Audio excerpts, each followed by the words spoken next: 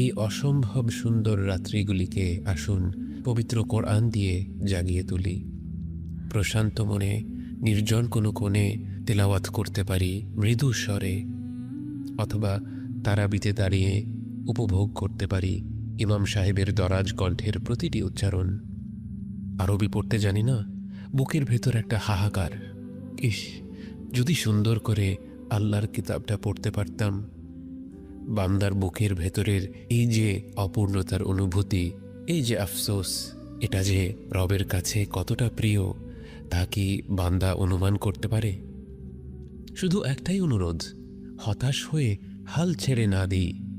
মনোমুগ্ধকর এই রাত্রিতে কোরআনের এই নির্মল বাগানে একটু অপেক্ষা করি। অন্তরের চোখটা মেলে চারপাশে তাকিয়ে দেখুন, কত অজস্র জ্যোতির্ময় প্রস্ফুটিত ফুলের মতো কোরআনের